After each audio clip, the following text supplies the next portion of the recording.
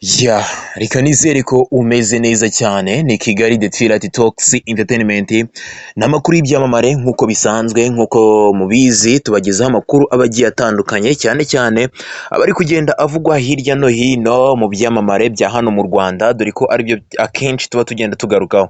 Ni ukuvuga ngo tugiye kwitsa ku ngingo zigeze kuri ebyiri, aho turi bubanze tugakomoza kuri iyi ndirimbo yitwa Sikosa itarasohoka y'uwo bita Kevin Kade ndetse na The Ben ndetse na Element.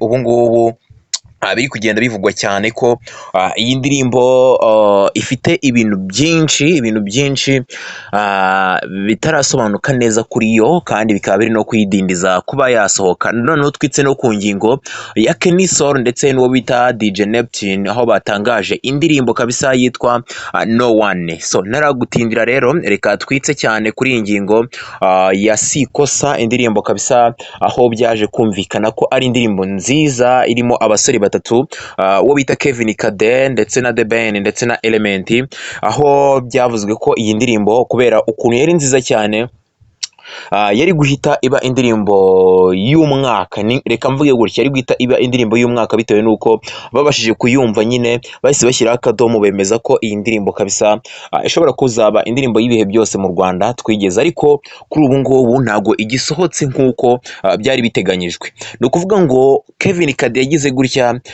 akoranya abahungu babiri kabisa, uwo bita The Ben ndetse na Element, abahungu dufata nk'aho ari aba mbere hano mu muziki nyarwanda, dore ko uyu The Ben yakoze ibitendo kuva kera, ngira ngo muramuzi, ndetse n'umwe mu bahanzi ntatinya kuvuga ko hano mu Rwanda bazi kuririmba ku rwego rwiza, ndetse n'uwo bita Element, dore ko ari umwana rwose uje mu muziki vuba, ariko urwego amaze kugaragaza cyangwa se ubuhanga amaze kugaragaza mu buryo bw'imitunganyirize ndetse no mu buryo bw'imiririmbire, duhereye ku ndirimbo Kashe, tugakurikizaho Fodetwa, tugakurikizaho Mirere, zose n'indirimbo navuga ngo zabaye hiti hano mu Rwanda, ndetse bigaragare ko uyu musore bita Element azi kuririmba ku rwego rwiza, ku rwego rutangaje ntatinya kubivuga.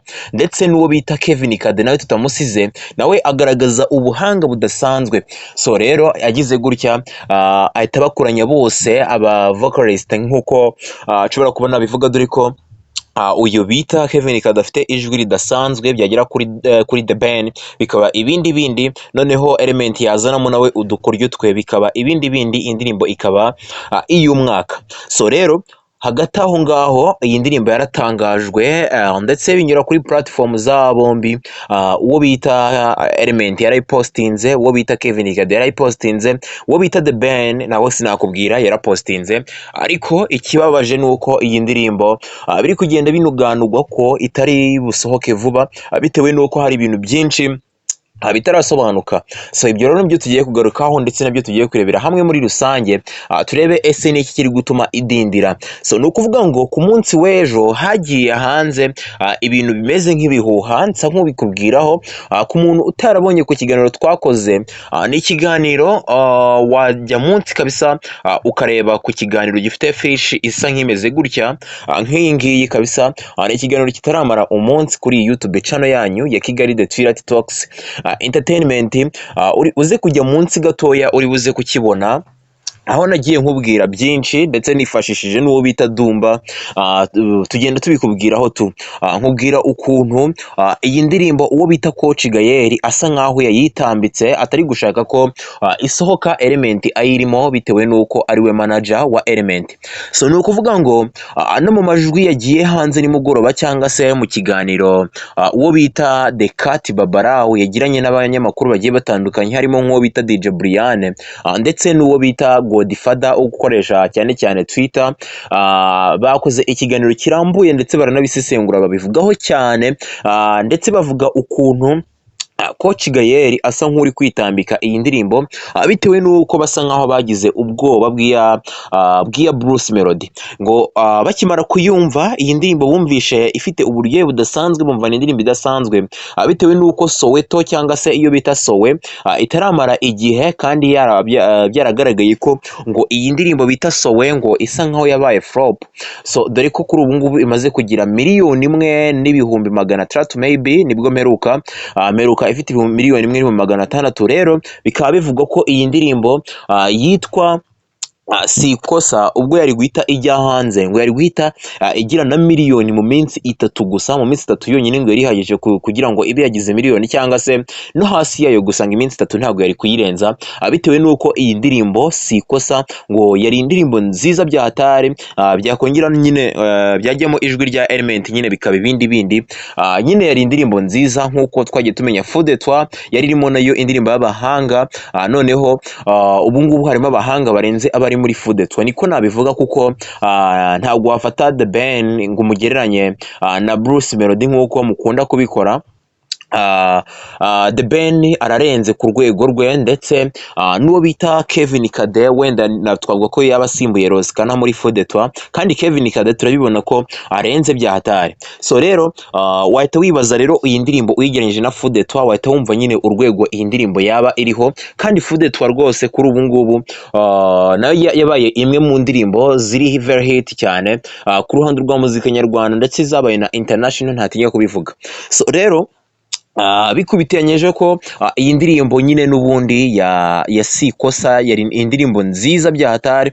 Rero abangaba bagize ubwoba ko iyi ndirimbo bita Sowe itari gukomeza gutrendinga cyane nk'uko byari bimeze, rero bikaba bivuga ko uyu bita Bruce Melody yaba yitambitse nyine mu buryo bwo kugira ngo iyi ndirimbo ntisohoke, ndetse Coach Gael nawe agahita bishyiraho umurongo w'uko iyi ndirimbo itagomba gusohoka, bitewe n'uko umuhanzi uri muri under management ye nk'uwo bita Element, akaba atamwemera nyine ko iyi ndirimbo ijya hanze, kereka ngo gusa nayivamo, niko byagiye bitangazwa, ati kereka gusa nayivamo, abandi bakavuga ati se arayiviramo iki, ati management ya 155 ayirimo nk'umuhanzi, ati ntago ayirimo nk'umuproducer, ariko wenda ntawamenya wenda icyo amasezerano yabo avuga. Rero uyu Coach Gael akaba ari gukangisha Element yuko ashobora kuba yanamufungisha cyangwa se akanamwishyuza amafaranga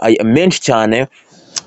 Izo ni inkuru ziri ku mihanda, ntawamenya wenda ngo iyo ukuri ni iyi ngiyi, ariko ibi ngibi ni ibintu biriho biri kuvugwa, kandi bashaka ko byose mubimenyera ahangaha. Uribaza ngo bino bintu rero biteye bite? So ni ukuvuga ngo iyi ndirimbo si ikosa, ntago nk'uko biri kugenda bigaragara cyangwa se nk'uko biri kugenda bivugwa, ntago ikigiye hanze irimo abahanzi batatu nk'uko twari tubyiteze, ikaba igiye kujya hanze n'ubundi irimo abahanzi babiri, uwo bita The Ben ndetse na Kevin Kade.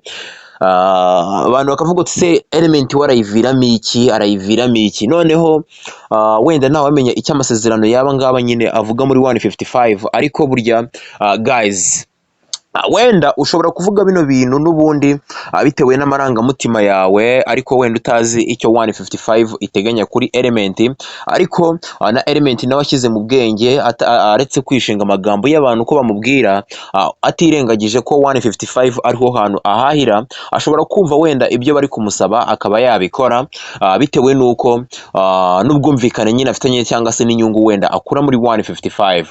Icyo ba Dekati bagiye bavuga ngo Element ngo ntagahembwa, gusa njye ntago nemeranye nabo, kuko ntago wakora ibintu nk'ibi cyangwa se ngo ugere ku rwego nk'uru nguru nta kintu uhembwa.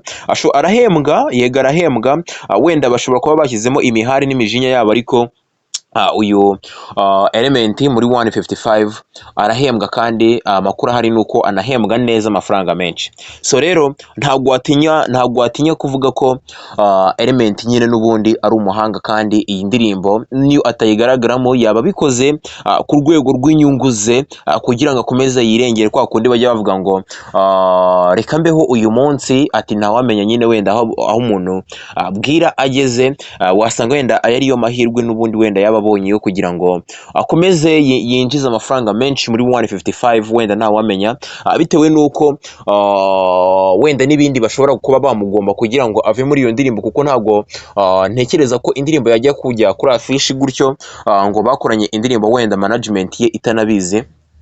Njye ntabwo mbyemeranye nawe navuga ngo indirimbo ngo bayikoze ngo batabizi. So ntabwo indirimbo yajya kuri afishi kuriya aba bantu management yose ya 155 itabizi. Reka wenda twemere ko hari iyindi offer bamuhaye kuba yava muri iyi ndirimbo ya si ikosa, reka twemere ko hari izindi offer bamuhaye kandi zirimo inyungu ze. So iyi nkuru rero ni uko nguko bigiye bihagaze, ni uko nguko bigiye bihagaze. Ikintu kiriho ni uko Coach Gaël yaba yayitambitse kugira ngo itaza gusohoka nyine element ayirimo nyine ngo ite umwimerere w'uburyohe nyine yari ifite. Dore ko ba DJ Brian bavuga ati iyi ndirimbo rwose ati ngiye nyimeranye igihe. Dore ko Kevin Kade mbere ngo yuko abanza gusohora ikintu, dore ko iyi ndirimbo yari ya Kevin Kade mbere yuko ngo abanza gusohora ikintu ngarabanza akakigeza nyine ku bantu abona ko bashobora kuba bamupromotinga cyangwa se bashobora kuba bamusapotinga kuba yacyamamaza nyine bakabanza bakamwumvira tu. Rero ngo DJ Brian ngo yari afite ayimaranye igihe ngo yari indirimbo nziza cyane ku bantu ngo baje kuyumva baje gushyiraho V bitewe nuko iyi ndirimbo ngo yari nziza cyane. So iyi ngingo rero reka wenda duse nk'abayirekera aha ngaha none niyizire kuri ngiyi ya Kenny Solo. Kenny Solo nagiye kubona gutya ku masaha ya nimugoroba mbona ashyize hanze akavideo ari kumwe n'umuntu nyine muremure tu. We noneho dore ko Kenny Solo ari reka mvuge gutyo uburebure bwe ntago buhagije tu, ntago ari muremure tu. So rero yashyize amafoto hanze asekeje cyane ku masaha ya nimugoroba, abantu benshi baraseka. Icyakurikiyeho nyuma yahise asohora iyi afishi yerekana ko iyi ndirimbo igiye kuba yajya hanze ye nyine na DJ Neptune.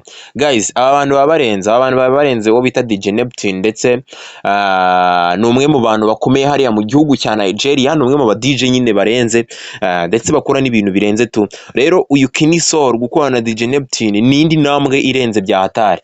So ni ikintu rero ntatinya kuvuga ko ari indi ntambwe agiye gushyira ku muziki we ndetse no ku muziki nyarwanda nyirizina. So rero reka dutegereze iyi ndirimbo yitwa No One, dore ko cyane cyane korabo nubwo wenda njya mbona zidapfa guhira Kenny Solo, korabo njya mbona zidapfa kumuhira, ariko Kenny Solo ni umwe mu bahanzi beza cyane u Rwanda rufite. So reka dutegereze turebe uko ibintu bigiye bihagaze. Mba nshaka amakuru yose uyamenya, nta kindi rero kanda subscribe kugira ngo dukomeze turyoherwe n'ibiganiro bya Kigali The Toilet Talks Entertainment ndetse n'amakuru y'abastari muri rusange. Murakoze cyane rero, yari Kigali The Toilet Talks Entertainment.